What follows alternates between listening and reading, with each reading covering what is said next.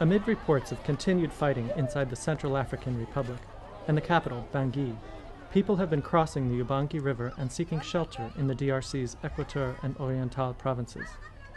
Since January, all along a 600-kilometer stretch of the river, over 30,000 refugees have arrived.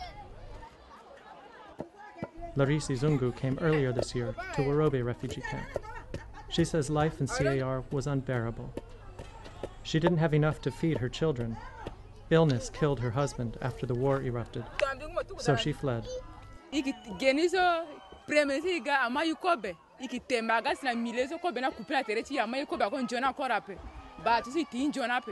Larisse says she can't think about going back to CAR. All her efforts now go to feeding her family. The needs of the refugees are significant, and access to the area is difficult. The numbers and the lack of facilities are a challenge. UNHCR is working with the authorities in the DRC to provide assistance to this influx of refugees.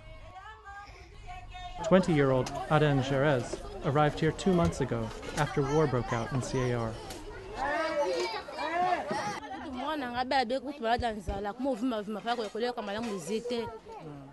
Her husband drowned trying to run away from some attackers. Fearing for her children, she came here to Worobe.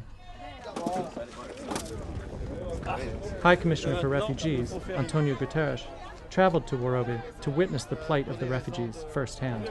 I think it's very important to underline that a country like the Democratic Republic of Congo, that has so many tragic problems, probably one of the worst, if not the worst, humanitarian tragedy in the world.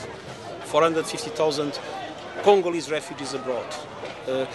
2.6 million people internally displaced. A country that has suffered enormously with destruction, with massive displacement, with rape, with child recruitment.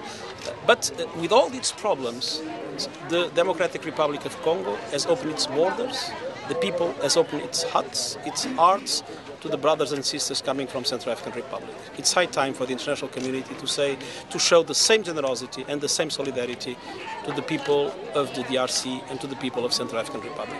A new camp for an initial 10,000 refugees is being created at Inke, in Equateur's North Ubangi district. UNHCR has been registering the refugees, distributing aid, and setting up emergency shelters. But the needs are pressing and challenging.